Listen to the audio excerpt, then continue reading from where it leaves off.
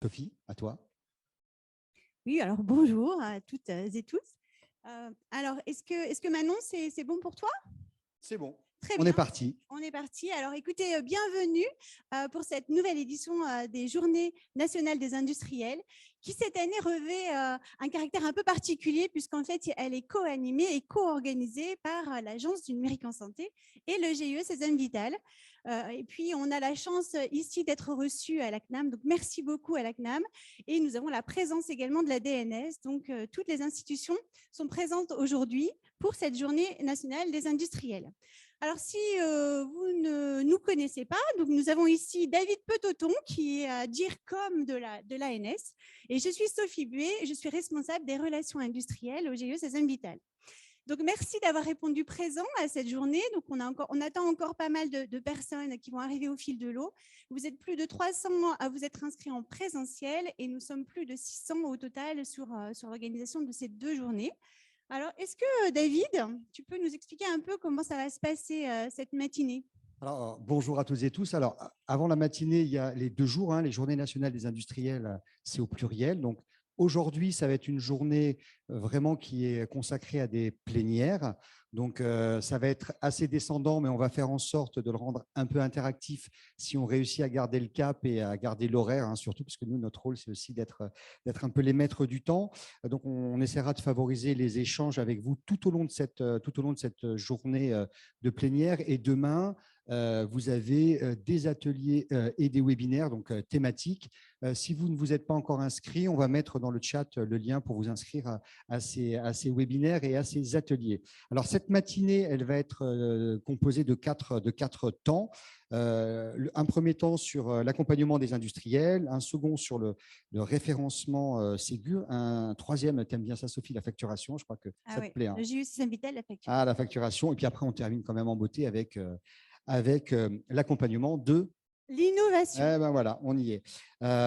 Donc, on est, comme le disait Sophie, on est vraiment heureux de vous accueillir toutes et tous aujourd'hui dans ce super amphi de l'assurance maladie. Et on va commencer en fait cette ouverture par les trois représentants de ceux qui portent le numérique en santé. Monsieur Thomas Fatome, lui, interviendra, le directeur de l'assurance maladie, en fin de journée. Donc, je vais inviter à nous rejoindre Annie Prévost, directrice de l'Agence du numérique en santé, Anthony Gomez de Carvalho, donc là, directeur général du GIE Cézanne Vital, et Raphaël Beaufray. Donc maintenant, à vous la parole.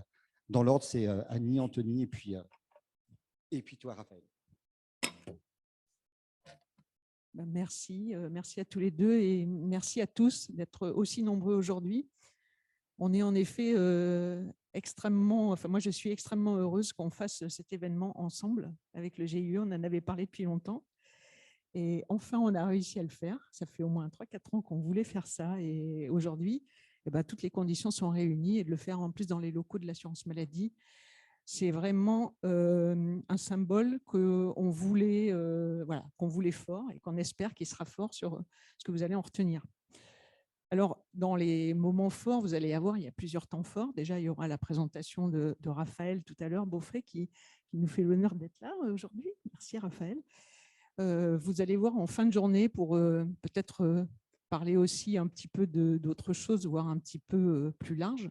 Il y aura Gilles Babinet qui viendra faire une conférence sur quel second souffle pour le numérique. C'est vrai qu'après le petit marathon qu'on vient de vivre sur la première feuille de route, un second souffle va être unique, ça va être intéressant. Peut-être c'était un semi-marathon et là on est à la deuxième partie du marathon, donc il va nous ouvrir les chakras sur le second souffle. Ensuite, en conclusion, David l'a dit, Thomas Fatome viendra faire une petite conclusion et échanger aussi avec vous sur son positionnement, le positionnement de l'assurance maladie et sur sa vision sur tout ce qui est en train de se passer sur le numérique en santé.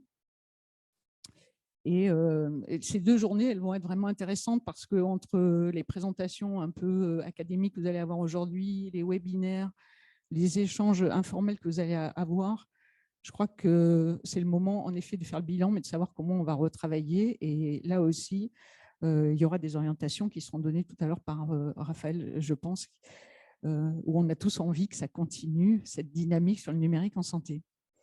Alors, sur l'Agence du numérique en santé, je crois que vous nous connaissez tous. On a une offre auprès des industriels qui est riche et qu'on veut développer. Pour nous, c'est très important de travailler avec vous. Vous faites partie, on s'est restructuré il y a maintenant 2 ans et on a créé une équipe qui gère cette relation avec les industriels, ce qui n'était pas le cas avant. Et c'est vrai que sur la feuille de route actuelle, on a beaucoup développé notre offre de services autour de ce qu'on faisait avant, c'est-à-dire la publication des référentiels, mais bien sûr tout le processus Ségur autour du référencement et de l'incitation avec tous les dispositifs de paiement qu'on fait avec l'agence de services et de paiement, avec l'ASP, que vous connaissez bien maintenant pour ceux qui ont candidaté sur le Ségur, où on a eu un gros engouement sur la vague 1. Donc là, je rappelle, le 30 novembre, tous vos clients, il faut absolument qu'ils signent leurs commandes avant le 30 novembre. Tout ça presse sur cette vague 1, sur les 5 premiers couloirs. Et évidemment, on continue sur les autres couloirs, notamment le médico-social. Peut-être que Raphaël en dira 2 mots. On travaille aussi sur… il y avait tout le dispositif incitatif autour de ce référencement. Et on va travailler avec vous aussi. On travaille bien sûr avec les pouvoirs publics. Et je crois que la loi de finances va mettre un cadre sur ça, sur tout ce qu'on appelle opposabilité des référentiels. Mais c'est non seulement l'opposabilité, mais c'est aussi, et vous le savez, on en a déjà parlé, comment on pourrait aller vers des dispositifs plus coercitifs avec éventuellement des sanctions à l'appui sur le déploiement d'une doctrine du numérique en santé éthique, interopérable et sécurisée. C'est pareil, c'est très important pour nous qu'on se dise que ce n'était pas quelque chose qui était one shot. C'est quelque chose qu'on veut vraiment développer sur la durée, cet aspect où on veut que le numérique en santé se développe dans un cadre qui va être un cadre qui deviendra contraignant. Alors, bien sûr, au niveau des industriels, on a développé un portail. Je pense que vous êtes tous allés voir. On est en train de regarder pour créer un compte individuel pour que vous puissiez suivre l'ensemble des démarches que vous faites à l'agence sur ce compte, vraiment dans une démarche client. Il y a tout ce qu'on fait autour des projectatons. Il y en a eu plusieurs, il y en aura d'autres, on va vous en parler. Pour nous, c'est très riche en enseignements parce que ça permet, autour de cas concrets et pareil, drivé par les usages, de voir comment marchent nos règles d'interopérabilité et comment aussi vous les implémentez dans vos logiciels. Donc, vraiment intéressant cette partie projectaton. Et puis, bien sûr, un accueil renforcé, je l'ai dit tout à l'heure, on le fait un accueil renforcé à l'ANS, mais un accueil renforcé aussi avec nos partenaires, les GRAD et les ARS, dont on veut qu'ils soient présents auprès de vous et auprès des acteurs de terrain, et avec l'assurance maladie, puisqu'on fait on fait énormément de webinaires avec les CIS qui ont changé de nom, je crois qu'ils s'appellent les DNS, non, c'est maintenant, il me semble. Donc, c'est un petit mot qui se répand. Donc, il y a des DNS régionaux et des DNS nationaux. Donc, on fait beaucoup aussi de travaux ensemble et ça porte ses fruits parce que le déploiement du Ségur notamment et du numérique en santé est en train de se faire peu à peu, mais on compte sur vous tous, bien sûr, pour amplifier cette dynamique. Alors, bon, vous savez qu'on est un peu à la croisée des chemins. La feuille de route se finissait en 2022. Là, on travaille avec la DNS sur une feuille de route 2027. Nous, on est vraiment opérationnellement sur une poursuite des chantiers qu'on a commencés, mais sur une amplification aussi de l'offre de services qu'on vous porte et une offre de services qu'on voudrait porter ensemble avec le GIE, avec la CNAM notamment, dans l'idée de dites-nous-le une seule fois. Et c'est vrai qu'on a fait des retours d'expérience avec vous sur un peu comment ça se passe avec les industriels. Et je sais que vous nous avez dit que vraiment, il fallait qu'on vous écoute plus. Donc, c'est vraiment l'objectif de ces 2 jours, c'est aussi de vous écouter. C'est aussi de prendre en compte vos contraintes. C'est de vous donner des perspectives et des perspectives qui soient coordonnées et pas chacun dans son coin. Ce que fait l'ANS, ce que fait la HAS, ce que fait le GIE, ce que fait la CNAM, c'est d'avoir des perspectives communes et globales et justement articulées. Je crois qu'on va largement en parler pendant ces 2 jours. C'est vraiment un de nos objectifs et un de nos objectifs premiers. Et nous, moi, j'ai l'intime conviction que ça marchera bien, que si on arrive vraiment bien à travailler ensemble sur ces sujets. Et peut-être un dernier petit mot sur est-ce qu'on vous a écouté. Alors, hier, on a fait une réunion, je ne vais pas dire avec qui, mais donc, qui nous ont dit le mot éditeur. Vous parlez souvent des éditeurs, mais on n'est pas tous éditeurs. Industriels, mais ça ne nous va pas, on fait autre chose que des industriels. Il y a autre chose que des industriels. Vous devriez parler des entreprises de santé numérique. Donc voilà, bienvenue à cette journée pour les entreprises de santé numérique, bienvenue à tous et bonne présence pour ces 2 jours de séminaire. Merci à tous.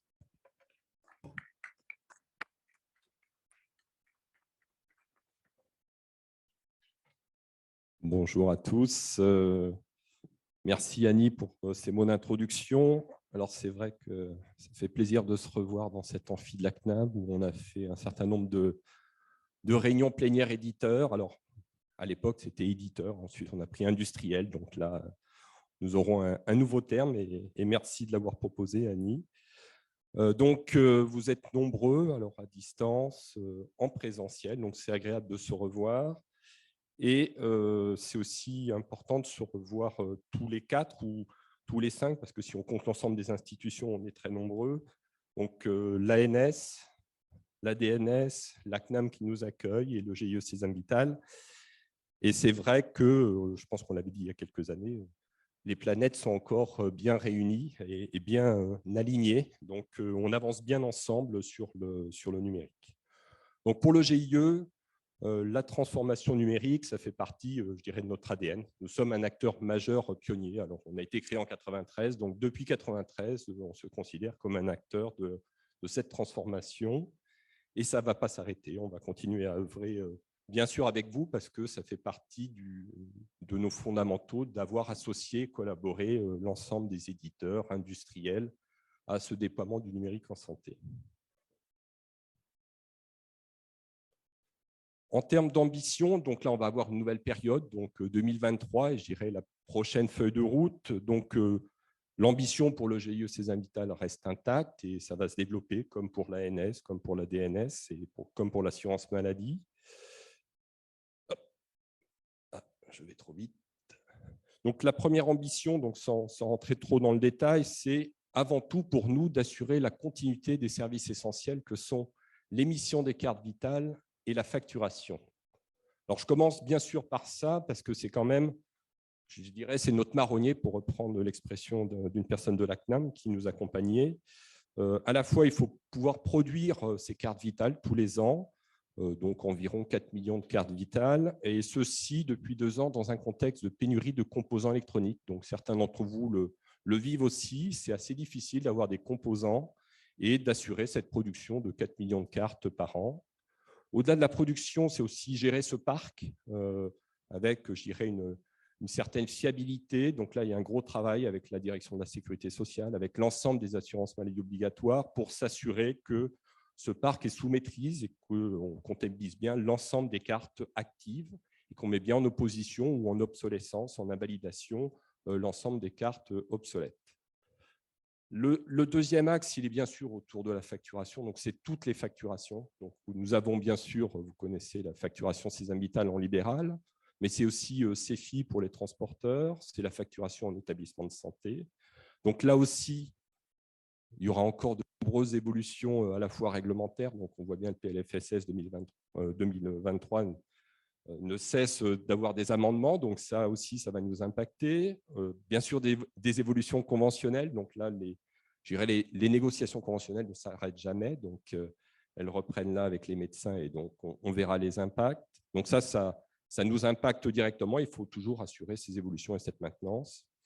Ça sera aussi de préparer l'intégration dans la facturation Sésame Vital de la ICPS et de ProSanté Connect, car je dirais, les professionnels de santé l'ont déjà exprimé, d'avoir, je dirais, ce couple de cartes dématérialisées sur smartphone. La ICPS et l'appli carte vitale, c'est aussi le signe que, je dirais, la transformation numérique s'opère largement en France. Donc ça sera aussi un gros objectif pour nous. Et en termes de déploiement plutôt sur le monde des établissements de santé, on poursuivra l'accompagnement du déploiement de ROC, qui se déploie déjà bien. Et l'objectif, c'est de lancer une expérimentation en clinique privée. Donc ça aussi, un élément important pour 2023. Quelques chiffres clés qui font quand même rappeler qu'on a bien des enjeux de continuité de service. Lorsqu'on produit et qu'on télétransmet 1,4 milliard de feuilles de soins pour 385 000 professionnels de santé, on voit le niveau d'exigence qu'on doit avoir pour acheminer tous ces flux avec succès et je dirais liquider ces flux par l'assurance maladie. Dans mon établissement, c'est aussi 80 millions de factures, 3300 établissements qui télétransmettent. Et notre parc de cartes vitales est d'à peu près environ 58 millions de cartes vitales valides.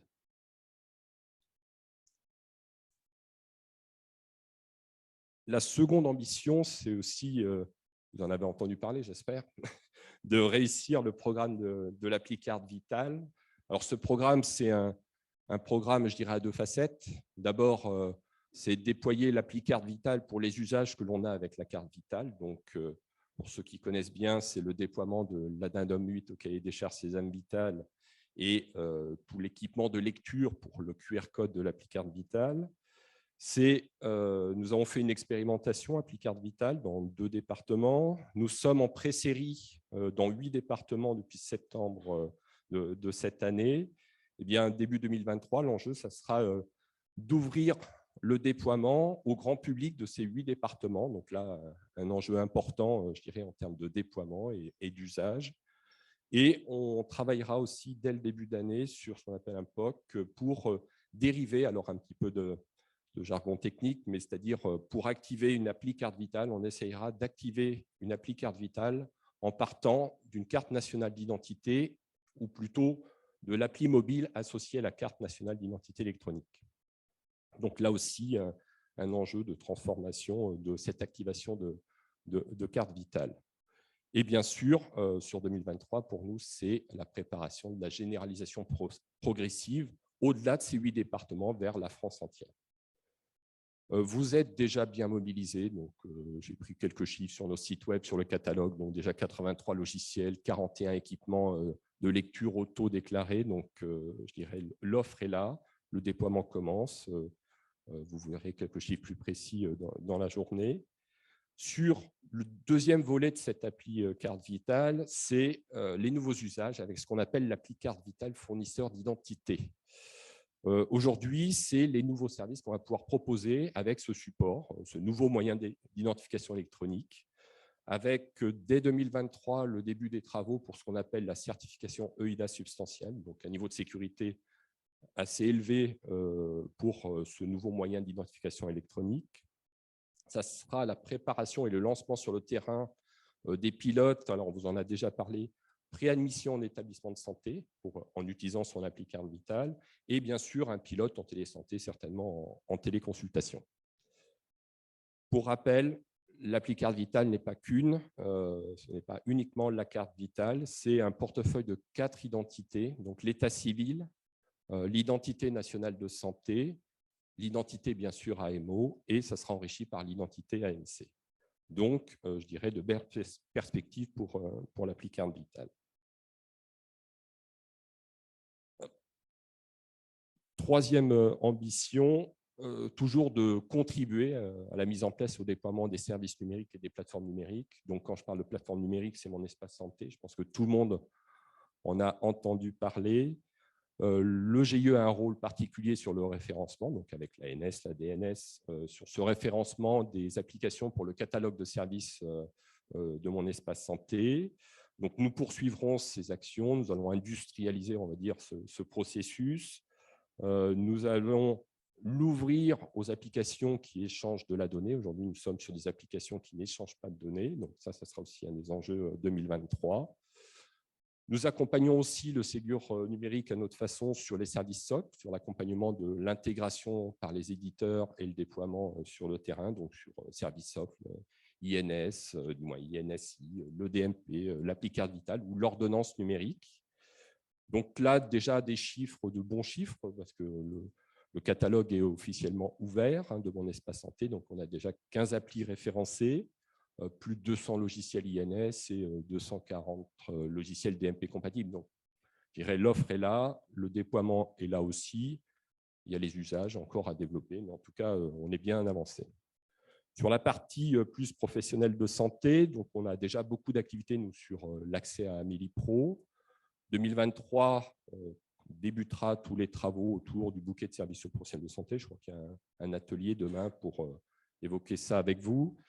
Nous allons développer, mettre en place un serveur d'authentification vitale. Donc ça, c'est un serveur qui permettra de mutualiser toutes les demandes d'authentification, qu'on soit avec une carte vitale ou une appli carte vitale, pour toutes les applis web, je dirais du marché, alors qu'elles soient privées ou publiques. C'est-à-dire que ça servira à Espace Pro, du moins à Amélie Pro, mais au CIDEP, mais aussi à tout fournisseur de services qui a une appli web.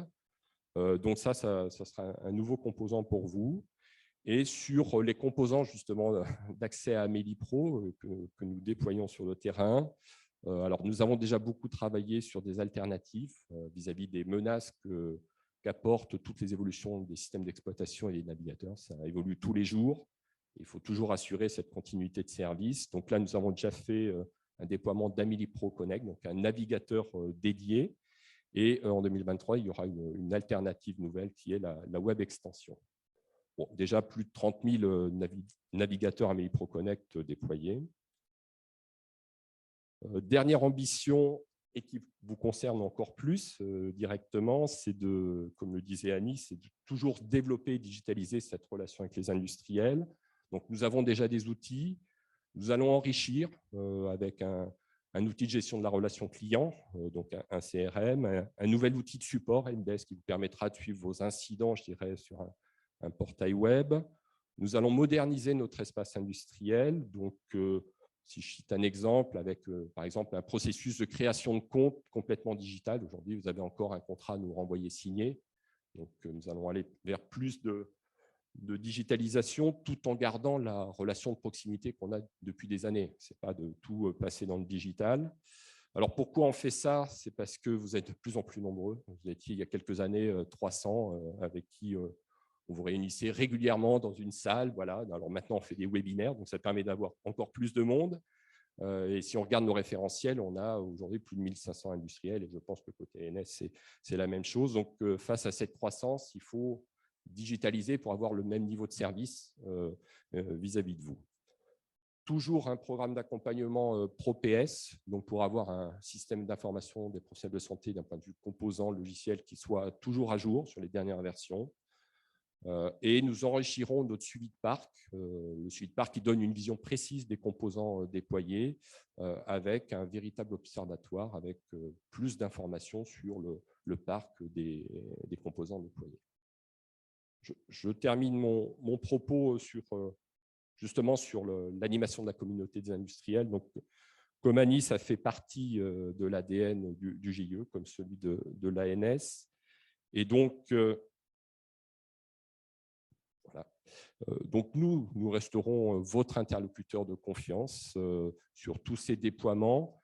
L'objectif, c'est d'avoir un dispositif optimal d'accompagnement pour que tous ces services numériques proposés par l'État, par les AMO, les AMC, soient déployés le plus rapidement possible chez tous les offreurs de soins et j'irai chez tous les usagers des systèmes de santé.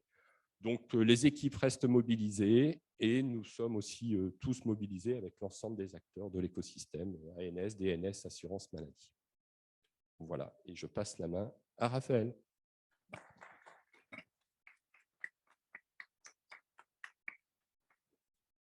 Merci Annie, merci Anthony, et un grand merci évidemment à l'ANS et au GIE pour l'organisation de ces JNI, et merci surtout aux centaines d'éditeurs qui sont soit dans la salle, soit à distance. Alors éditeurs ou services, entreprises du secteur numérique, fabricants de DM, industriels et tous ces synonymes. Je pense que vous l'avez vu dans les deux interventions précédentes, qu'il y a une vraie prise de conscience qu'il faut simplifier les choses au maximum pour les éditeurs. Ça passe notamment par l'organisation d'événements communs, plutôt que de se dire par exemple que l'ANS fait ses journées et le GIE fait ses journées. Mais ça ira très probablement plus loin avec des questions de ne pas avoir 15 numéros d'éditeurs chez les uns, chez les autres, ne pas avoir des portails chez les uns, chez les autres. Et donc on a encore des travaux pour le dites-le nous une fois du côté des éditeurs, et on va y travailler évidemment avec avec l'ensemble des parties prenantes et l'ANS et le GIE dans les prochaines semaines et les prochains mois. Vous le savez, ça fera partie d'ailleurs de très probablement de notre future feuille de route. J'espère que vous avez tous parcouru ce magnifique document dans lequel nous avons mis collectivement beaucoup de cœur et dont on peut collectivement être fier parce que c'est bien évidemment aussi votre réussite. Donc, on a tiré, entre guillemets, le bilan de ces 4 années qui ont suivi la conférence de presse feuille de route 2022. C'était en avril 2019 avec Agnès Buzyn. Et donc, ce bilan, n'hésitez pas à le partager ou à le lire si vous ne l'avez pas encore parcouru. Il est, je pense, sur le site de l'ANS et je crois aussi sur le site du GEC Habital.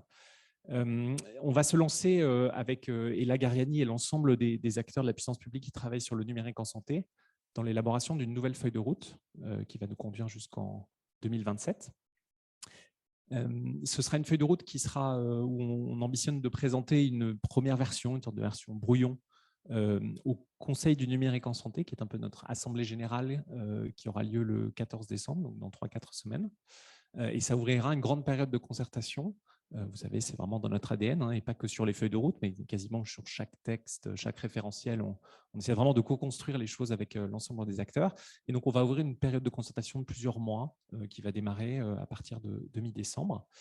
Cette période de concertation, elle sera évidemment l'occasion d'avoir de nombreux échanges avec l'ensemble des acteurs industriels du numérique en santé, avec des échanges notamment dans le cadre du comité industriel, mais également des échanges en région.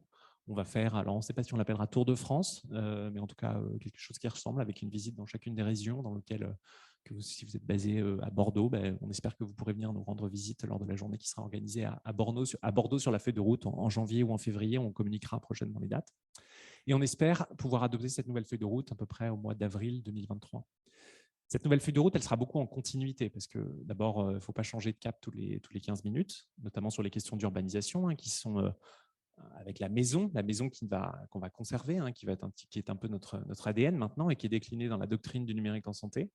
Mais elle sera l'occasion aussi de se donner un certain nombre d'actions prioritaires, notamment pour essayer de, maintenant qu'on a rattrapé un certain nombre de choses sur le plan technique, notamment, d'aller vraiment davantage vers des usages et des nouvelles priorités politiques, notamment autour, par exemple, de la prévention, autour de l'accès aux soins ou de la qualité de la prise en charge, pour vraiment faire en sorte que le numérique en santé n'est pas une finalité, mais un moyen au service de l'amélioration de la santé des citoyens. Dans cette feuille de route, il y aura un certain nombre d'éléments pour évidemment les industriels du secteur du numérique qui vous concerneront, des éléments sur la simplification, un peu le dites-le nous une fois, dont on a un petit peu parlé jusqu'ici. Probablement des éléments autour de la régulation, puisqu'on va essayer de construire ensemble un petit peu dans la suite de ce qui s'est fait dans le cadre du Ségur, une approche qui est très marché par marché, c'est-à-dire co-construisons avec les professionnels et leurs représentants et les éditeurs et leurs représentants sur différents segments les bonnes règles et essayons de faire plus simple. C'est-à-dire, par exemple, si je prends le marché par exemple, de la téléconsultation, de se dire, est-ce que plutôt que la téléconsultation doit aller attraper à droite et à gauche, quelles sont les règles d'identification électronique ou les règles de sécurisation des flux qui doivent être applicables à cette solution de téléconsultation. Essayons de se dire qu'il y a un seul référentiel qui au moins liste à un moment donné l'ensemble des exigences pour un type d'acteur. En tout cas, ça, je pense que le Ségur numérique nous a vraiment ouvert cette voie d'une approche couloir par couloir ou task force par task force. C'est vraiment ça. On est en train d'essayer de réfléchir en interne à vous proposer des solutions pour continuer et maintenir cette dynamique. Cette dynamique qui, une fois qu'on se sera accordé avec les acteurs sur des référentiels de sécurité, d'interopérabilité, d'éthique, il y a des espèces de mix couloir par couloir sur lesquels on aura évidemment des approches incitatives et des approches coercitives si jamais certains acteurs se mettaient durablement en marge de ces éléments, sachant qu'évidemment, on essaiera d'avoir l'approche la plus pragmatique possible, de se dire c'est quoi le niveau de maturité actuellement, en quel délai on peut aboutir à tel niveau, sachant qu'on a déjà franchi des étapes quand même très importantes et on espère que les prochains mois devraient aussi permettre, en termes de roadmap, de laisser un petit peu de place pour des innovations, notamment à destination des professionnels. On aura l'occasion d'en reparler. En tout cas, la nouvelle feuille de route, on veut vraiment construire et continuer cette relation d'abord de coopération permanente entre acteurs industriels et puissance publique, mais aussi de gagnant-gagnant. Alors, gagnant-gagnant au service du patient, c'est par exemple une puissance publique qui est très active pour accompagner des éléments sur le remboursement d'un certain nombre de solutions numériques quand elles ont fait leurs preuves sur le plan clinique. Ça veut dire aussi remboursement et accès anticipé, parce que vous savez que parfois le remboursement, c'est des procédures qui peuvent être longues et complexes à avoir. Donc, on a mis en place, à l'image du modèle allemand, hein, cet accès anticipé qui permet d'avoir un remboursement en avance de phase, et on est en train d'y travailler fortement, notamment sur le domaine de la télésurveillance, qui est particulièrement important, dont on aura l'occasion de reparler un petit peu, évidemment, aujourd'hui. Des actions gagnant-gagnant donc sur le remboursement, des actions aussi sur le soutien, par exemple, avec toute une kyrielle d'appels à projets pour accompagner les entreprises. Notamment, je prends un seul exemple, c'est l'exemple de l'évaluation clinique, très importante, de savoir si une solution numérique, elle apporte quelque chose ou elle n'apporte pas quelque chose. Et donc ça, vous savez qu'il y a des appels d'offres pour permettre aux entreprises de cofinancer des études d'évaluation de leurs solutions. Donc ça, c'est vraiment un point très important. Et peut-être un autre point sur le gagnant-gagnant, entre guillemets, la puissance publique qui soutient ces champions du secteur industriel, c'est aussi sur la formation. On investit beaucoup pour la formation des professionnels de santé. Vous avez sans doute vu certaines actualités récentes, avec notamment un arrêté qui vient d'être publié sur le fait de rendre obligatoire dans le cursus de formation initiale un certain nombre de formations, un référentiel de compétences sur le numérique en santé. Ça, c'est des points très importants qui vont évidemment grandement faciliter les choses, à la fois dans la capacité des professionnels à prendre en main des outils, mais aussi à leur volonté, évidemment, à aller vers ces outils et à réussir à transformer leurs pratiques grâce au numérique. Alors, donnant, parce que nous aussi, on a évidemment besoin de vous. On a réussi ces 4 ans à faire avancer grandement le numérique en santé, largement grâce à vous. Et on va encore avoir besoin, évidemment, de l'ensemble des entreprises du secteur du numérique en santé dans les prochains mois et les prochaines années. Alors, on a des enjeux de court terme sur le Ségur numérique pour ceux qui y sont engagés. Encore une fois, sur les premiers couloirs, 126 solutions référencées, à part sur la biologie médicale où le score est un peu plus faible, mais plus de 80% de part de marché sur les différents couloirs. C'est vraiment une réussite, mais là, on a des enjeux opérationnels très importants devant nous. On a 15 jours pour finaliser les bons de commande, entre guillemets, de ces premiers couloirs. On a évidemment un suivi très rapproché à avoir des installations qui sont en cours pour voir s'il y a des choses qui ne marchent pas, des choses qui doivent être ajustées. Est-ce que sur la qualification de l'INS, on peut encore améliorer les choses? Donc ça, on a vraiment besoin d'une collaboration très étroite dans les prochaines semaines. Pour tout le monde, et puis pour ceux qui n'en étaient pas dans ces premières vagues, on a évidemment les autres vagues 1 qui vont arriver, notamment dans le domaine du médico-éthique social. Et puis, on a la préparation, évidemment, de la vague 2 qui va avec des gros éléments sur la sécurisation, notamment des solutions, des gros éléments sur l'accès en consultation au dossier médical partagé, qui est également un élément très, depuis leur logiciel, qui est un élément très important, très attendu par les professionnels qui disent parfois oh là là, la vague 1, est-ce qu'il y a vraiment des choses nouvelles qui vont changer nos pratiques? Il y en a certaines, notamment autour de la messagerie sécurisée citoyenne, mais il y a surtout cette vague 2 avec la perspective d'un accès simplifié en consultation. On a aussi, donc, au-delà de cette vague 1, besoin de vous à court terme sur Mon Espace Santé pour toutes les applications qui sont orientées vers le citoyen. On est très heureux, vous avez peut-être suivi la conférence de presse où on a vu l'engagement de notre ministre de la Santé et de la Prévention sur Mon Espace Santé, avec des chiffres qui sont assez encourageants. J'en retiens un qui est assez marquant, qui est il y a eu depuis janvier 25 millions d'alimentations de documents dans Mon Espace Santé, c'est-à-dire 2 fois plus en 10 mois que ce qu'on avait fait en 10 ans. Ça montre une dynamique qui est vraiment très, très forte, alors même qu'on n'a pas encore passé, entre guillemets, le cap d'avril 2023, qui est, vous savez, la date limite de déploiement d'un certain nombre de logiciels sur la vague 1. Donc ça, c'est très encourageant. L'ouverture du catalogue, Anthony en a parlé, je pense que c'est très motivant pour tout le monde. On va maintenant essayer d'aller vers, évidemment, les échanges l'année prochaine.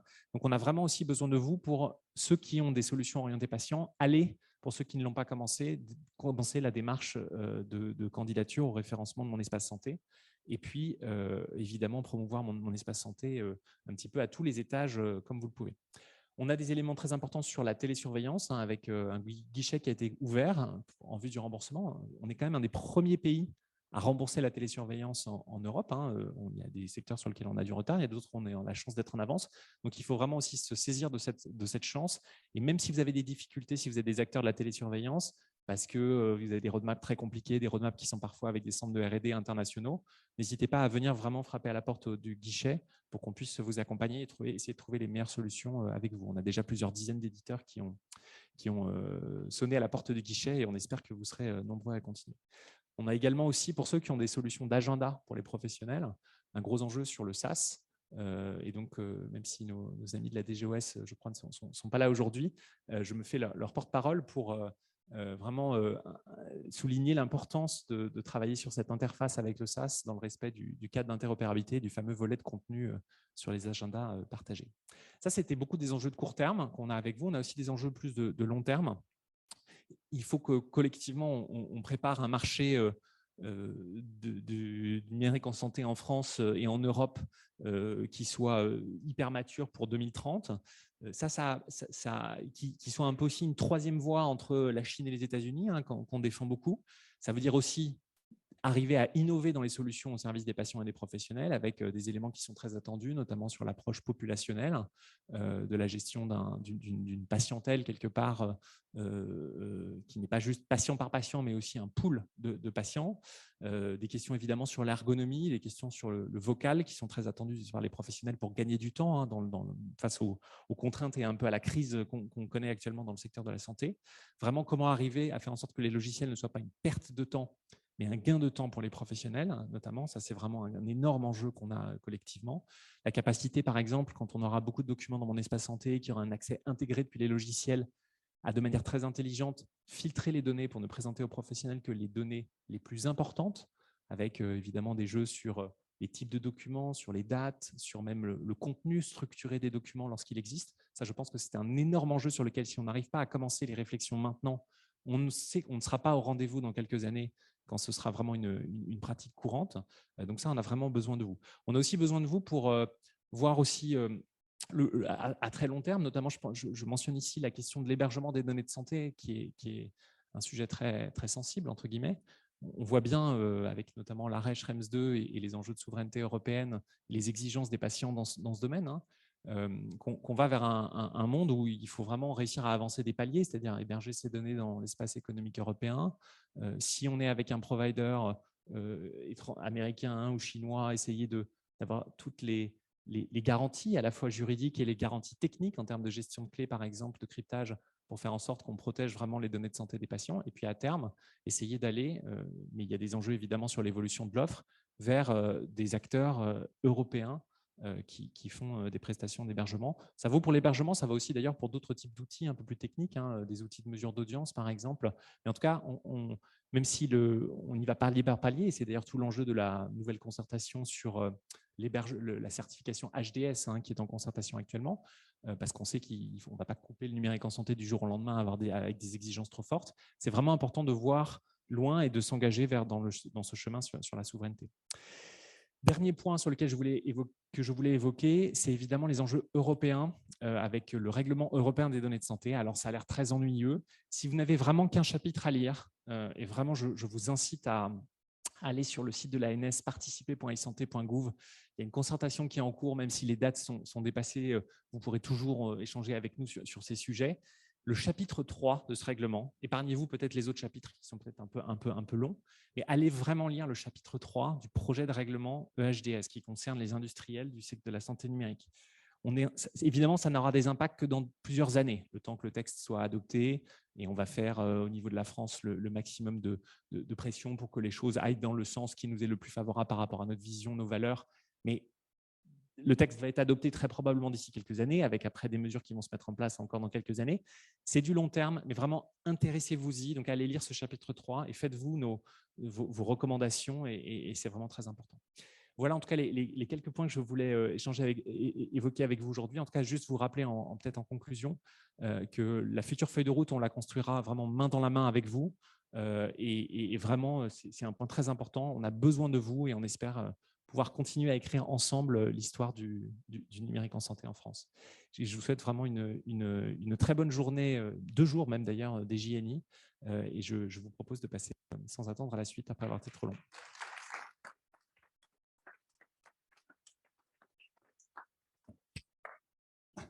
Ouais, merci à vous trois. Ça y est, on va rentrer dans le vif du sujet avec une première table ronde. Alors moi, je l'appelle table ronde séquence. Je ne sais pas quel nom il faut lui donner. Ah, Jérôme Brossier, bonjour. Je revois des anciennes têtes. Là, c'est marrant de vous voir ici, monsieur. On va attaquer la première séquence qui est pratiquement exclusivement presque féminine. Marc, tu t'es bien débrouillé, puisqu'on va parler de l'accompagnement des industriels. Donc, je vais appeler, là, c'est la seule fois que je vais t'appeler Sophie, parce qu'après, nous appellerons conjointement tous les intervenants. Donc, Sophie Buet du GIE Sésame Vital. Il y a avec nous aussi, il y a qui, je ne sais plus, Christelle Bandelschmidt, non? Eh bien, si. Si, tu viens avec moi. Ah si, vous êtes tous les… Ah bah non, mais alors oui, quand même. On a Marc Loutrel, Et bien il sûr. y a Marc aussi, voilà. Et Et c'est à Sophia. vous, voilà. Et Sophia aussi, voilà, c'est votre séquence accompagnement des industriels.